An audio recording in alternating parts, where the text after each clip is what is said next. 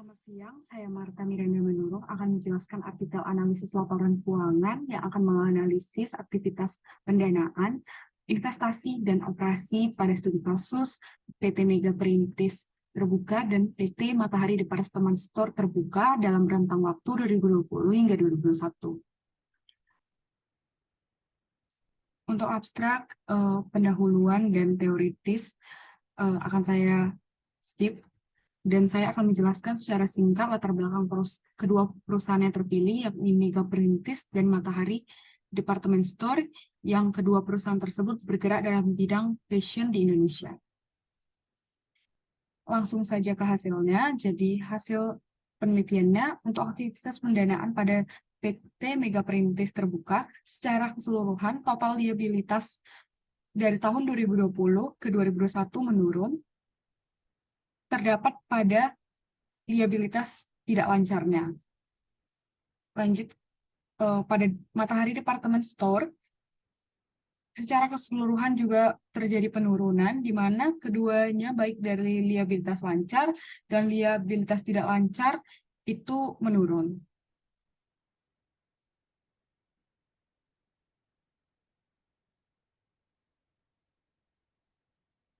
Jadi, kewajiban jangka panjang berjumlah 2.775,2 yang mengalami penurunan tidak signifikan sebesar 106,5. Ini mengindikasikan bahwa pendanaan jangka panjang pada 2020 lebih didominasi oleh pendanaan memiliki beban finansial berupa bunga dan beban tersebut berkurang atau telah dilunasi pada tahun sebelumnya. Yang kedua, hasil analisis investasi pada Mega Perintis, di mana asetnya juga menurun pada Mega Perintis, di mana menurunnya tidak terlalu signifikan. Dan ini menurun pada aset tidak lancar, di mana kemungkinan di mana pada laporan keuangannya itu terdapat pada penyusutan nilai aset tetapnya itu berkurang karena penyusutan. Di Matahari Department Store itu juga terjadi penurunan, di mana yang cukup signifikannya adalah aset tidak lancar.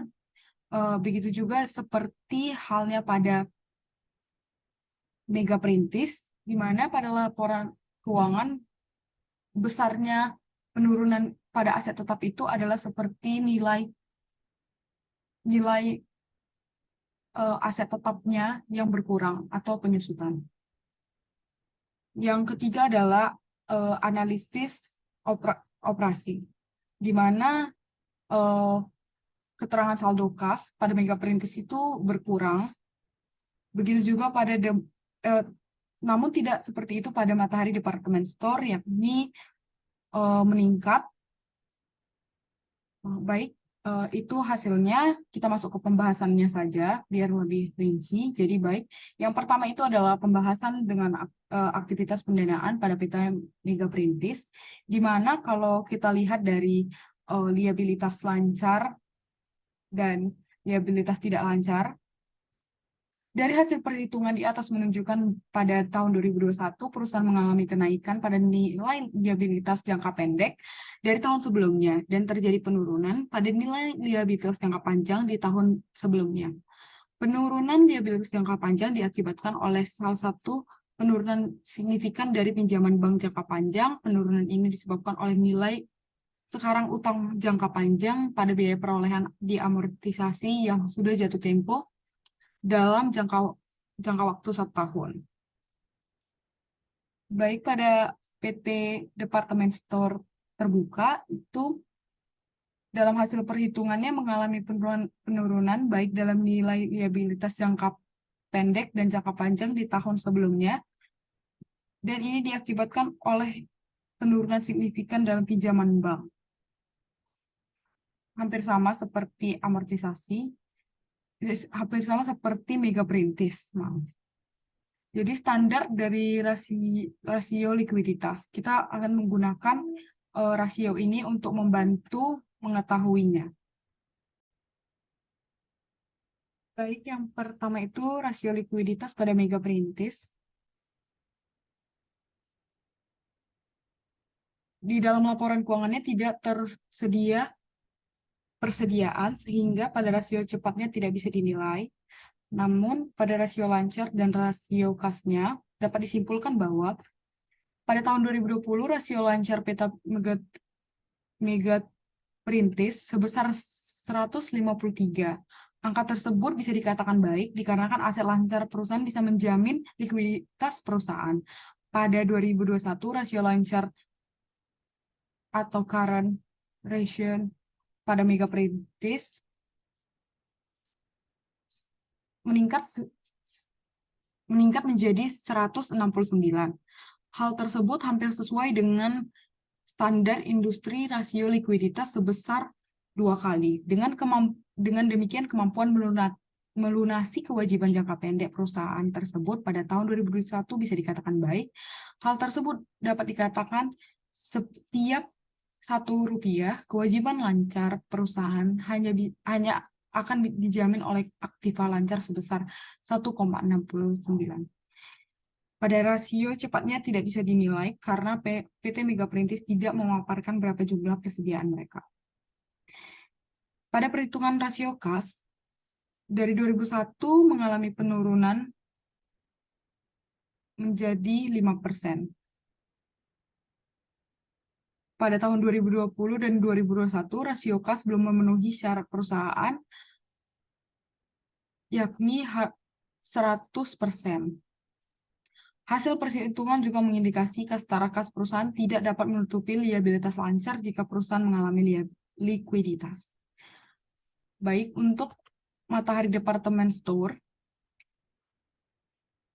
berdasarkan rasio di atas, kita dapat menyimpulkan bahwa pada tahun 2020 rasio lancar, terjadi kesalahan, ini adalah Matahari Department Store sebesar 56%. Angka tersebut belum dikatakan baik dikarenakan aset lancar perusahaan belum bisa menjamin likuiditas perusahaan. Pada tahun 2021, rasio lancar meningkat menjadi 73,11, namun juga belum sesuai dengan standar industri rasio likuiditas sebesar 2 kali. Pada rasio cepat, Matahari Department Store sebesar 18,3% dan meningkat menjadi 37. Namun, ini juga masih sangat kecil dibandingkan dengan standar. Untuk perhitungan rasio kas, pada tahun 2021, perubahannya meningkat dari 18 menjadi 31. Namun, ini belum memenuhi standar, yakni sebesar 100%.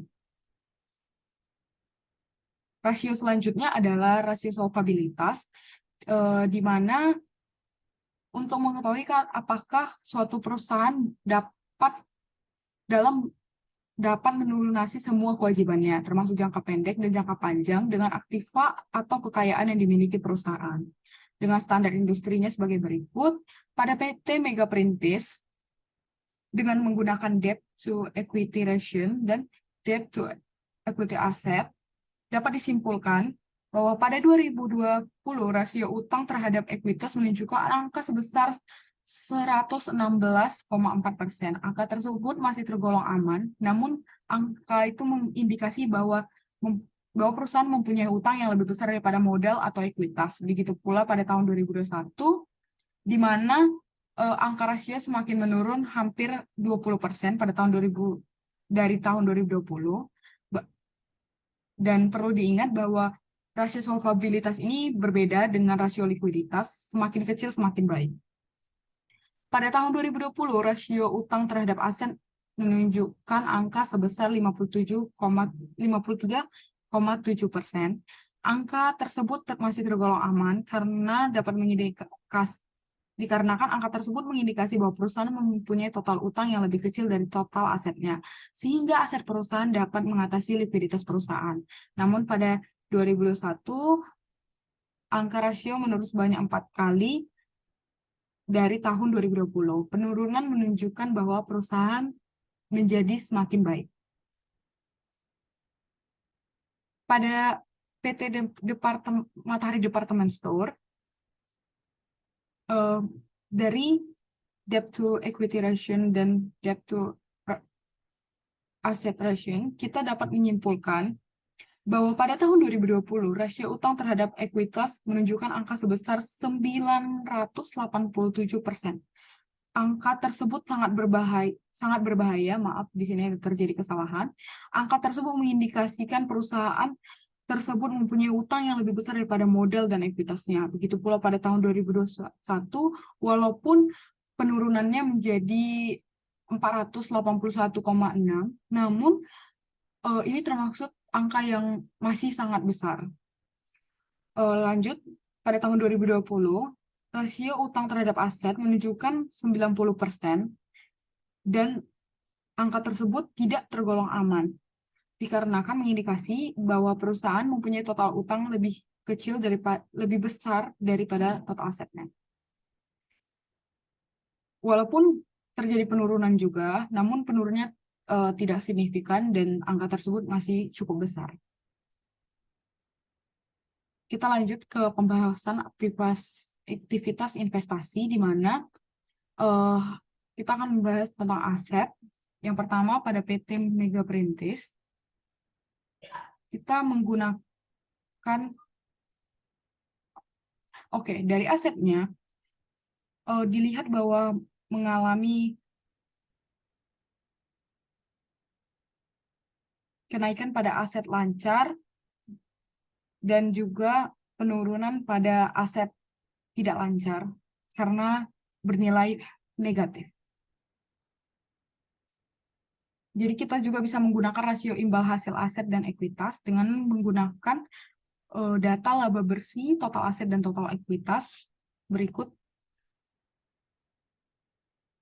Dari rasio di atas, kita dapat menyimpulkan bahwa pada tahun 2001 dapat dilihat dengan hasil perhitungan didapatkan hasil nilai ROI atau Return of Asset pada perusahaan Mega Perintis bernilai minus akibat merugi pada tahun 2021 naik menjadi 5,5%, mengindikasikan pada penjualan dengan nilai Rp100, total aktiva yang digunakan memberikan keuntungan sebesar Rp5,5. Dan ini menunjukkan bahwa semakin efisien dari 2020 dan 2021, namun masih cukup kecil. Dan pada ROE-nya, kita bisa melihat pada tahun 2020 itu masih minus, dan 2021 naik menjadi 11%, yang mengindikasikan bahwa setiap Rp100 total ekuitas yang diinvestasikan memberikan keuntungan sebesar Rp11. Kondisinya meningkat, namun masih rendah tingkat laba yang dihasilkan oleh investasi ekuitas. Next, kita ke Matahari Department Store.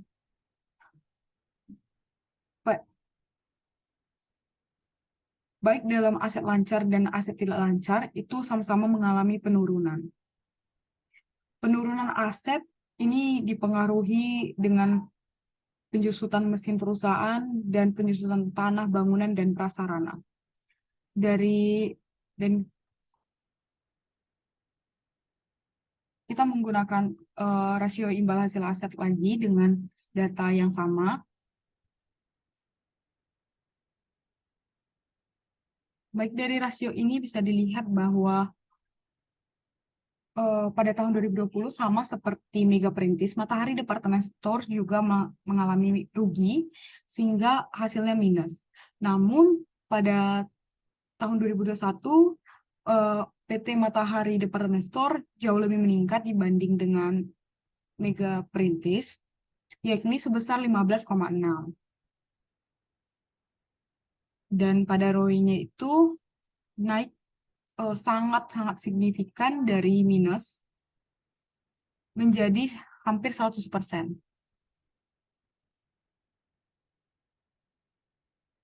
Dan yang terakhir adalah pembahasan tentang aktivitas operasi. Pada PT Mega Perintis terjadinya penurunan saldo. Untuk membuktikan operasinya, kita menggunakan rasio pendayagunaan aset atau aset turnover dengan perhitungan sebagai berikut serta dikombinasi dengan rasio profitabilitas, maka kita akan mendapatkan kesimpulan bahwa yang pertama, angka pada perhitungan perputaran aset menunjukkan bahwa setiap Rp1 yang dikeluarkan perusahaan untuk aset tetap akan menghasilkan 1,69 pendapatan dari penjualan. Ini diindikasikan sudah cukup baik dan efisien. Yang kedua itu ada perhitungan perputaran aset total, di mana setiap satu yang dikeluarkan perusahaan akan menghasilkan 0,82 rupiah.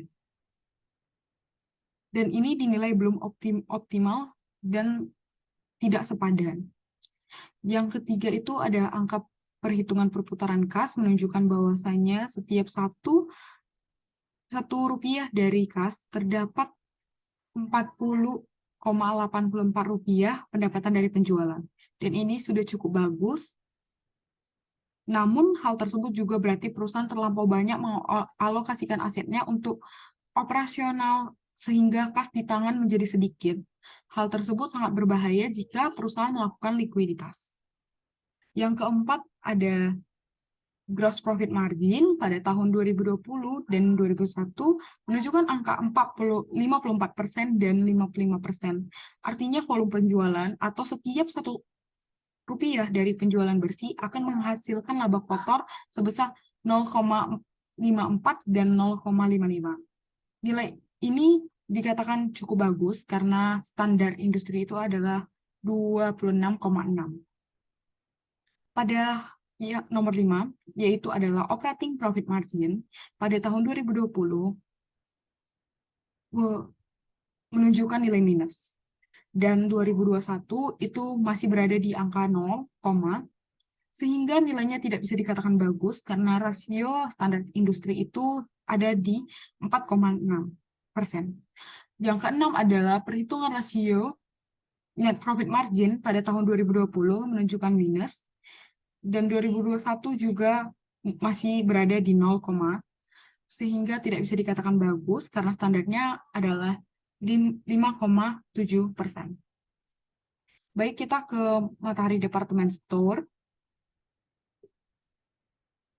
Kalau dilihat dari saldo kasnya, ini meningkat. Namun kita juga tetap menggunakan rasio sama seperti Mega Perintis. Jadi dari sini kita dapat simpulkan bahwa yang pertama, angka perputaran asetnya sebesar Rp1 yang dikeluarkan akan menghasilkan 2,6 pendapatan. Dan ini sudah cukup baik dan efisien. Yang kedua adalah perhitungan perputaran aset total, yang ini setiap Rp1 yang dikeluarkan perusahaan akan menghasilkan sebesar 1,68 pendapatan dari penjualan. Dan dinilai sudah cukup, namun belum kurang optimal. Yang ketiga adalah perputaran kas, di mana setiap Rp1 dari kas terdapat 17,28 pendapatan dari penjualan. Dan ini sudah cukup bagus karena mencetak laba dengan kas yang ada. Dan angkanya tidak terlampau tinggi seperti pada Mega Perintis, hingga masih cukup aman. Dan yang keempat itu ada gross profit margin-nya pada 2020 menunjukkan angka 27, dan pada 2021 menunjukkan angka 34%. Keduanya dikatakan cukup bagus karena sudah di atas dari angka standar industri.